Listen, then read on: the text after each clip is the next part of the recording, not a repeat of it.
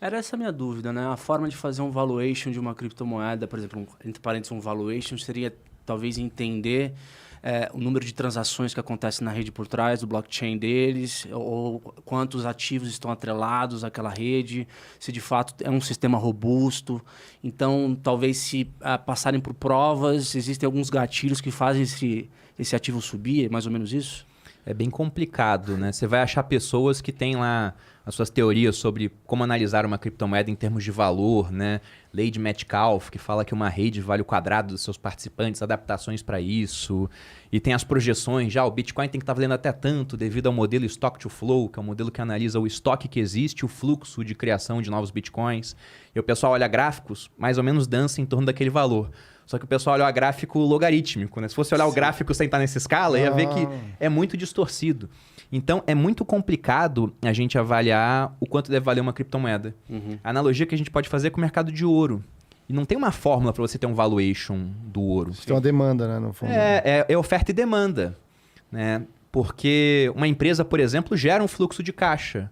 Então você sabe, olha, se essa empresa aqui lucra tanto, né? Eu estou comprando a 10 vezes o lucro, em 10 anos volta para mim, se ela mantiver o lucro igual, distribui tudo. Mas tem crescimento ainda, então eu tenho que valorizar essa empresa mais acima. Você tem certas maneiras de calcular o valor daquilo. E que já são subjetivas, né? Porque você pega um ativo no mercado tradicional.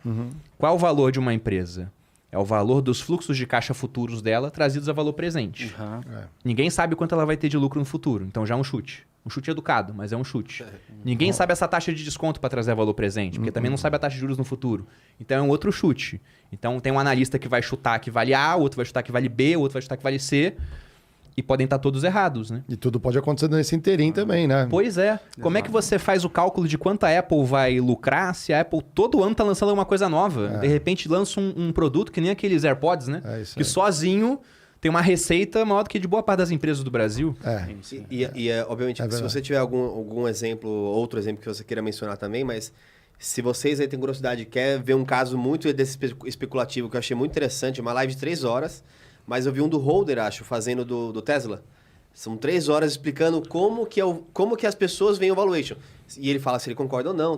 Mas é tipo assim, a Tesla vai ter que ter 20% do mercado de carros elétricos da China até 2030.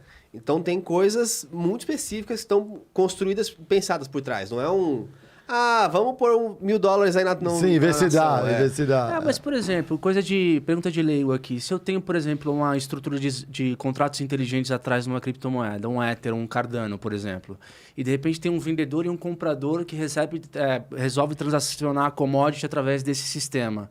Significa que necessariamente esses players vão transacionar com aquela moeda, o Ether ou com o Cardano? Isso é relevância. Sim. Cria demanda, né? Porque tem que pagar as taxas da rede com a moeda. Então, isso, teoricamente, ele varia. Você depende de quanta gente aceita no mercado, né? A moeda. Vamos pegar um exemplo trazendo do que as pessoas estão mais habituadas para o que estão menos, né? Então, o Mário trabalhava no Facebook. O Facebook tem 3 bilhões de usuários, né? É isso aí. Então, se tem 3 bilhões de pessoas usando, logicamente aquilo tem que ter muito valor no final das contas. Então, com cripto, a gente pode usar essa analogia. Quanto mais gente usando uma rede de uma certa moeda, mais valor ela tem que ter. Quanto valor? Aí é altamente discutível, porque cada um vai ter uma fórmula de calcular. Eu não fico projetando qual vai ser o valor do Bitcoin. A única coisa que eu penso é essa questão de oferta e demanda, por exemplo. Se a gente for pegar o mercado de ouro, que é uma boa analogia, você tem uma certa demanda por ouro no mundo, já há muito tempo, né? Milênios, culturas que não tinham contato entre si valorizavam ouro de diferentes formas, motivos religiosos, estéticos, monetários, e você tem uma oferta de ouro. Vamos imaginar que essa oferta de ouro, a cada 4 anos, ela diminua pela metade. É o que acontece com o Bitcoin, por exemplo. Então, tem as minas de ouro, de repente elas vão lá e falam, de hoje em diante, só sai da mina metade do que saía antes. E depois de 4 anos, agora é só metade daquela metade. E assim vai. Se você tem uma oferta cada vez menor e aquela demanda se mantém igual, o preço subiria. Com o Bitcoin, é exatamente isso do ponto de vista da oferta. Só que, diferente do ouro, que tem muita reserva mapeada, mas não explorada, porque não é economicamente viável agora, com o preço atual. Tem ouro no meio da África, mas tem que construir estrada, tem que extrair o ouro, pegar na estrada de volta e levar embora num porto que não existe, por exemplo. Sim. Com o Bitcoin, é escasso matematicamente, são 21 milhões.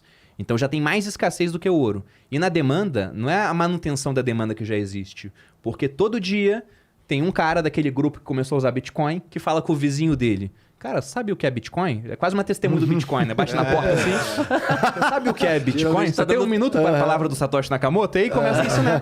Então a demanda vai crescendo. Então eu não sei qual vai ser o valor do Bitcoin, mas eu desconfio que vai ser um valor muito maior do que a gente tem Quando que hoje. deve